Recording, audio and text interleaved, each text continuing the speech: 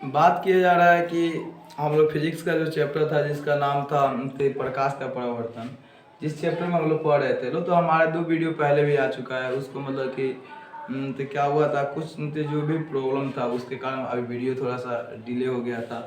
अब हम लोग अगला जो टॉपिक है जिसका नाम है समतल दर्पण पर लंबवत पड़ने वाले प्रकाश वहीं किरणों का परावर्तन, क्योंकि हम लोग पिछले क्लास में पढ़ चुके थे लोग कि परावर्तन का नियम कितने प्रकार का होता है। 2 प्रकार का होता है कि किसी समतल स्थल पर एक बिंदु पर अपतित किरण, परावर्तित किरण, और साथ ही साथ देखिए हम लोग परावर्तन का नियम पढ़ते थे तो किसी समतल स्थल पर किसी बिंदु पर अपतित किरण, परावर्तित किरण और लंबवत जो तीनों एक ही पर मिलता है उसको परिवर्तन का प्रथम नियम कहा जाता है। दूसरा का नियम कहा जाता है कि ई वाला अपतित कोण और परावर्तित कोण आपस में क्या होता है, बराबर होता है। तो ये दोनों नियम हम लोग पढ़ चुके थे लोग। अब हम लोग पढ़ेंगे लोग समतल दर्पण पर लंबवत। तो बात किया जाता है जो समतल दर्पण अगर बात किया जाए तो आप ऐसे अगर एक दर्पण बना रहे हैं, ठीक है ना, तो इसको हम लोग कौन दर्पण मान लिया जाएगा, समतल दर्पण मान लिया जाएगा। एक तरफ जो जिसका भाग होता है जो कलई होता है, कलई मतलब होता है कांची होता है, रंगा हुआ होता है, ठीक है ना। तो एक उसका भाग कैसा होता है बच्चे, लंबा मतलब रंगा हुआ होता है। इससे हो रहा है कि अगर प्रकाश के किरण आकर क्या होता है, लंबवत मतलब कि सीधा आगे किस पे पड़ता है, मतलब कि समतल दर्पण पे पड़ता है, वो भी परावर्तक सतह पर पड़ता है। तो मतलब कि जिस मतलब कि होता है जिस मार्ग से वो आता है उसी मतलब कि मार्ग से वापस लौट जाता है, ठीक है ना। तो जिस रास्ते से आता है उसी रास्ते से वापस लौट जाता है, और साथ ही साथ जो होता है इसके लंबवत भी इसी पर हो जाता है, ठीक है ना। क्या हमको पता है कि लंबवत भी इसी पर हो जाएगा। तो आपसे कोई पूछेगा कि आपतित किरण जो होता है, आपतित किरण, जो आपतित किरण होता है इसका मान जो होता है आप ऐसे कर सकते हैं कि आपतित किरण जो होता है यानी कि जो आई होता है, ठीक है ना, उसका मान कितना हो जाएगा 0। और जो यहाँ पर होता है परावर्तित, परावर्तित जो किरण होता है जिसको बोला जाता है, क्या बोला जाता है, आर, आर बराबर भी क्या हो जाता है, 0 हो जाता है। तो आपसे पूछेगा समतल दर्पण पर लंबवत पड़ने वाले किरण के परावर्तन, तो आप क्या बताइएगा कि समतल दर्पण पर लंबवत पड़ने वाले, समतल दर्पण पर लंबवत पड़ने वाली प्रकाश के किरण तो क्या होता है, परिवर्तक सतह पर पड़ने के बाद उसी मार्ग से उसी रास्ते से क्या होता है, वापस लौट जाता है, ठीक है ना। तो अब समतल दर्पण हो गया, तो हम लोग अगला जो टॉपिक है जिसका नाम है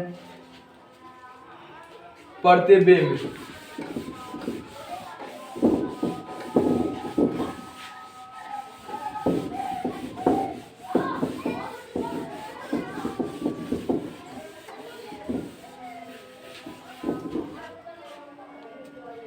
ठीक है ना।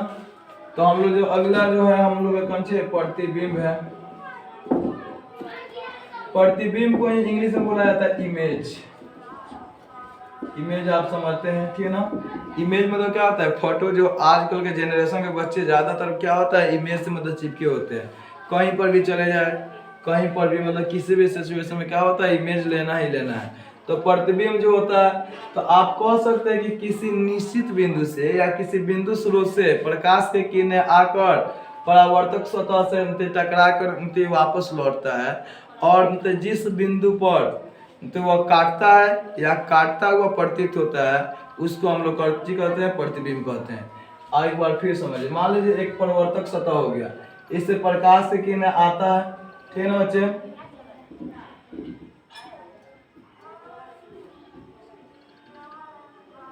ये हो गया, इसका मतलब क्या हो गया, अंतिम मुख्य अक्ष हो गया, ठीक है ना। एक परावर्तक सतह हम बना लिए हैं, इससे प्रकाश से किरणें आती है और यहाँ से टकरा के क्या होता है, वापस मतलब कि क्या होता है बच्चे, मतलब कि लौट जाता है, ठीक है ना। उसके बाद में फिर से मतलब क्या होता है, बिंदु स्रोत से मतलब क्या होता है बच्चे, फिर से प्रकाश से किरण आता है, और मतलब ये क्या होता है, वहां से मतलब टकराने के बाद फिर से मतलब क्या होता है, वापस लौट जाता है। मान लीजिए यहाँ से प्रकाश से किरण कहाँ आ रहा है, मतलब कि यहाँ पर आ रहा है, यानी कि इसको जो होता है इसको पोल कहा जाता है। यहाँ से आता है, अब परिवर्तक होगा मतलब कि यहाँ मतलब कि जाता है, इस बिंदु पर आके काट रहा है। ये हो गया मतलब कि अपतित किरण, ये हो गया कौन सी हो गया बच्चे आपका, परिवर्तित किरण। तो आप ऐसे बोल सकते हैं कि किसी बिंदु स्रोत से प्रकाश की किरण परावर्तक सतह पर आके टकराता है और परावर्तक सतह पर टकराने के बाद एक निश्चित बिंदु पर क्या होता है, काटता है, या मतलब काटता हुआ प्रतीत होता है। उसको हम लोग किस नाम से जानते हैं लोग? प्रतिबिंब के नाम से जानते हैं। एक इस प्रकार से आप समझिए।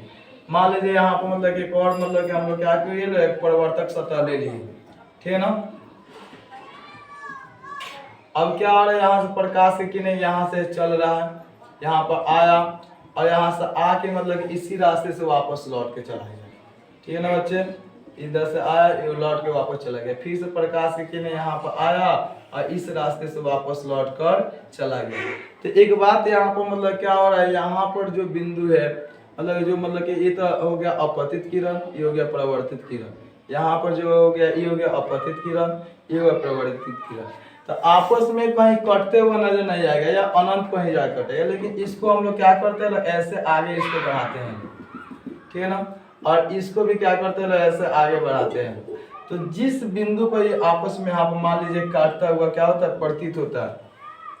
प्रतिबिंब को वही मतलब कि डिफिनेशन होता है कि प्रकाश के किरण एक निश्चित बिंदु स्रोत से आते हुए क्या होते हैं, प्रकाश के किरण के निश्चित बिंदु से निकलकर परावर्तक सतह से टकरा कर वापस लौटता है और जिस बिंदु पर काटता हुआ काटता है या काटता हुआ प्रतीत होता है उसको हम लोग प्रतिबिंब कहते हैं। प्रतिबिंब दो प्रकार का होता है। प्रतिबिंब अगर कोई आपसे पूछता है कितने प्रकार होता है प्रतिबिंब, तो आप क्या बताइए प्रतिबिंब कितने प्रकार का होता है? तो प्रतिबिंब दो प्रकार का होता है। एक का नाम होता है बच्चे वास्तविक प्रतिबिंब और दूसरा का नाम होता है बच्चे क्या होता है, काल्पनिक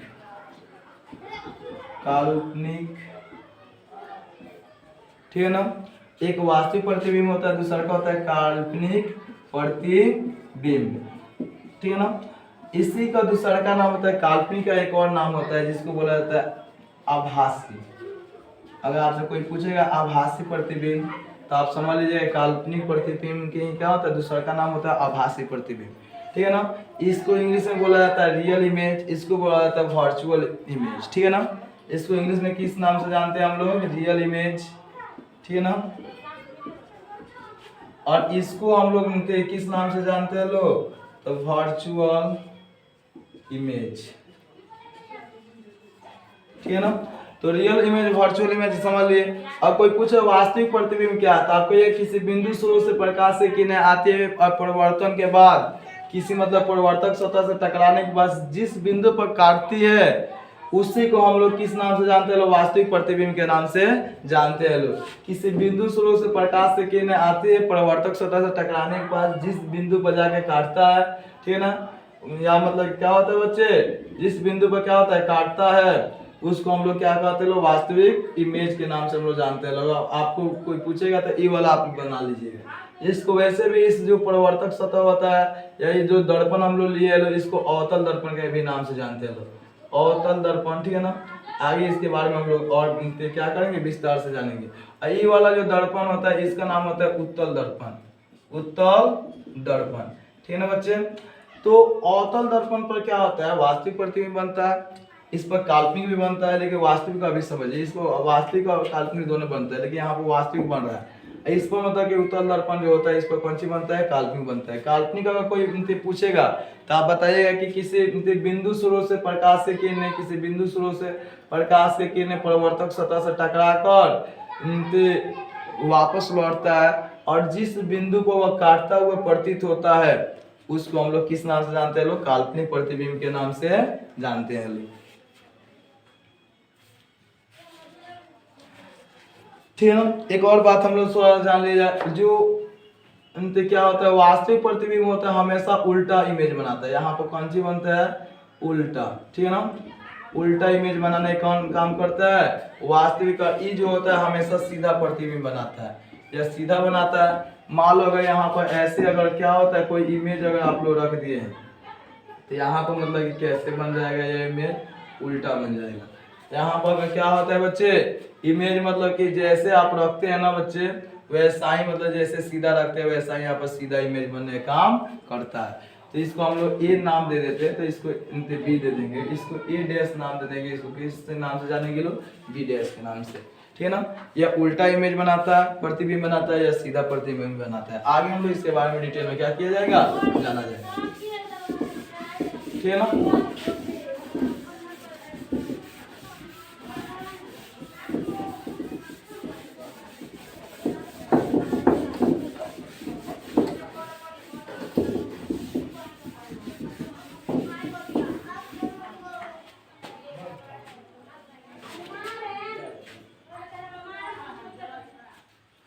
अब देखिए समतल दर्पण पर प्रतिबिंब का बनना, क्या समतल दर्पण पर भी प्रतिबिंब बन सकता है, तो इसके बारे में समतल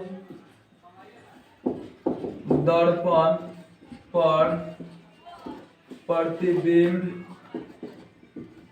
का बनना, समतल दर्पण में किस चीज को बनना बच्चे, प्रतिबिंब को बनना।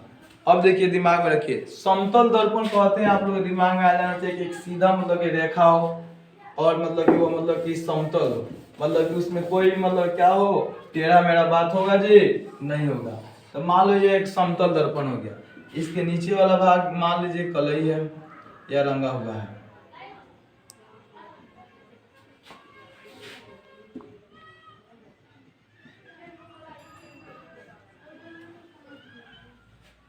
ठीक है ना बच्चे। यहाँ पर मान लीजिए कोई बिंदु स्रोत है या कोई क्या वस्तु है, इससे प्रकाश से किरणें क्या होता है, आकर समतल दर्पण पर पड़ता है, और यहाँ पर पढ़ने के बाद क्या होता है बच्चे, परिवर्तन हो जाता है, मतलब क्या होता है, परिवर्तन हो जाता है या चला जाता है, यानी कि यह वस्तु से क्या होता है, प्रकाश की किरणें आता है और वापस क्या हो जाता है जी, इस रास्ते से वो लौट के चल जाता है। इसके बीच में कौन सी होता है बच्चे, अभिलंब होता है, जो हम लोग जानते भी है लोग। इस समतल दर्पण के बीच वाला जो भाग होता है वो क्या किस चीज का होता है जी, अभिलंब होता है, ठीक है ना। अब तो यहाँ पर कम से कम प्रतिबिंब बनाने के लिए दो मतलब कि प्रकाश के किरणों की आवश्यकता होता है, तो एक तो हम लोग ले लिए, अब दूसरा का क्या किए लो, मतलब एकदम सीधा लंबवत इस पर क्या हुआ, प्रकाश की किरण आके पड़ने का काम हुआ, समझ ना आप लोग। तो जिस रास्ते से यह आता है, अभी हम लोग यहीं पढ़े थे लोग, तो उसी रास्ते से क्या होता है बच्चे, वापस लौट जाता है, समझ ना। तो देखिए एक तो यहाँ से सीधे निकल रहा है, एक यहाँ से निकल रहा है, तो यहाँ तो प्रतिबिंब बनने वाला कोई बात नहीं हुआ, लेकिन जैसे हम लोग इसको नीचे तो क्या करते हैं लोग, बढ़ाने का काम करते हैं, जैसे इसको क्या करते हैं लोग, नीचे मतलब ले जाते हैं लोग, ठीक है ना। और इसको मतलब हम लोग मानते हैं लोग कि मान लो प्रतिबिंब और बड़ा होगा, माना गया, ठीक है ना बच्चे। तो हम लोग क्या देख रहे हैं लोग, यहाँ पर आके दोनों बिंदु यहाँ पर आके मिलने का काम कर रहे हैं, ठीक है ना बच्चे। तो यहाँ पर क्या हो गया, प्रतिबिंब बन गया। तो आप कह सकते हैं समतल दर्पण को क्या होता है, प्रतिबिंब मतलब कि बनने का काम होता है। या आप ऐसे पूछ सकते हैं कि कोई भी आपसे कोई कहेगा ना कि कोई भी समतल दर्पण में प्रतिबिंब जितना आगे होता है ना, वो उतना ही क्या होता है, पीछे बनता है। समतल दर्पण का विशेषता अगर आपसे कोई पूछ रहा है, समतल दर्पण पर बने समतल दर्पण पर बने प्रतिबिंब का विशेषता, समतल दर्पण पर बने कौन सी प्रतिबिंब की विशेषता। तो आप से पहले ही आप बता सकते हैं कि इनसे क्या होता है, यहाँ पर प्रतिबिंब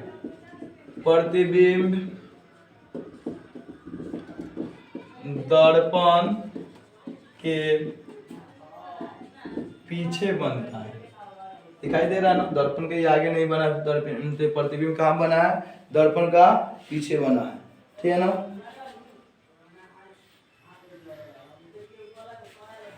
दूसरा का नाम आप कह सकते हैं प्रतिबिंब का आकार और वस्तु का आकार आपस में बराबर होता है, ठीक है ना। समतल दर्पण पर क्या होता है बच्चे, तो प्रतिबिंब बराबर होता है, किसके बराबर होता है जी, प्रतिबिंब का आकार बराबर होता है किसका, वस्तु के आकार का, वस्तु का आकार आपस में क्या होता है बच्चे, बराबर होता है, ठीक है ना। तीसरा का नंबर अगर कोई आपसे पूछे तो क्या बताइएगा? तीसरा का नंबर बताना है क्या चीज?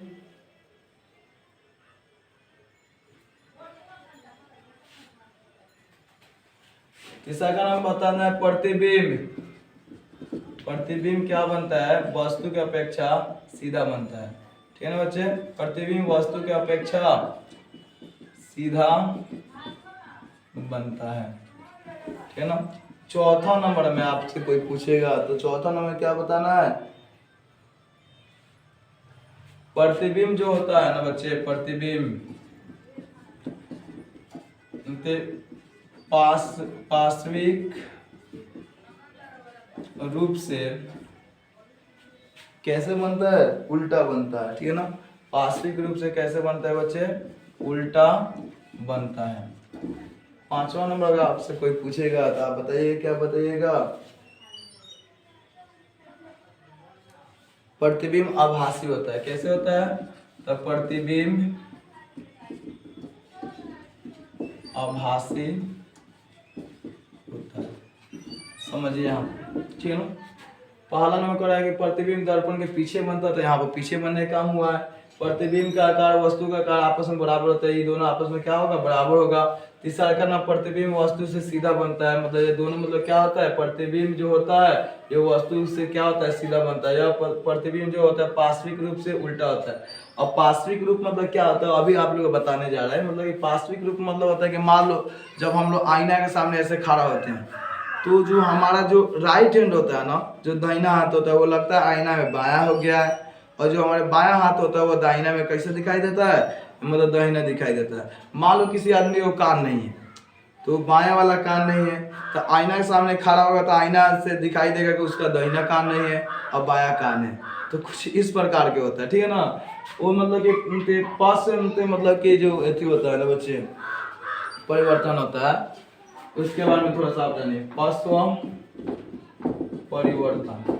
पार्श्व परिवर्तन आपसे अगर पूछ रहा है तो खूब बढ़िया ध्यान दीजिए। तो मान लो कोई ऐसे सरफेस हो गया, ठीक है ना? तो यहाँ पर अगर आर ऐसे लिखा जाता है ना तो वहां पर आर कैसे दिखाई देता है बच्चे?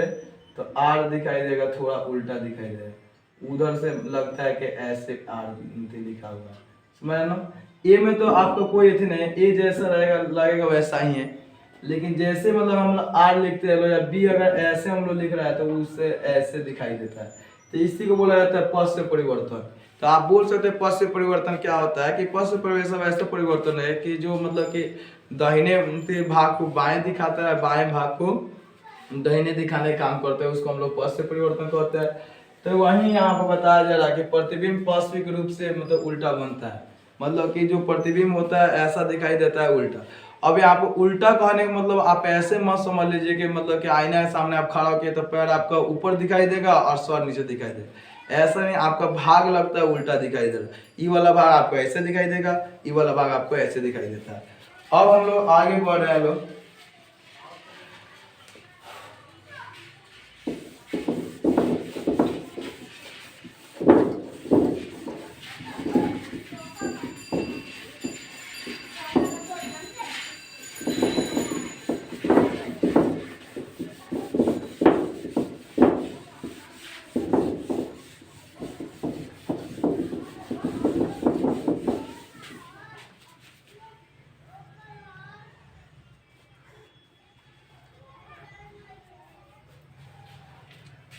गोलीय दर्पण, गोलीय दर्पण, ठीक है ना? खूब बढ़िया समझिए। गोलीय दर्पण वैसा दर्पण होता है जिसका जो परावर्तक भाग होता है वो खोखले गोले का बना होता है। ठीक है ना? अगर कोई आपसे पूछ रहा है गोलीय दर्पण क्या था, आप बताइएगा कि गोलीय दर्पण, गोलीय दर्पण वैसा दर्पण है जिसका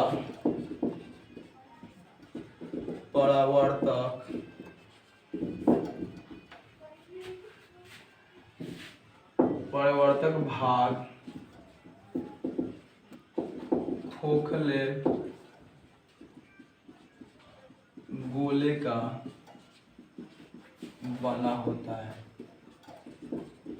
ठीक है ना बच्चे। मान लो एगो हम क्या करें, एगो गोला ले लेते हैं, ठीक है ना। यहाँ पर आप लोग बेहतर समझ आएगा।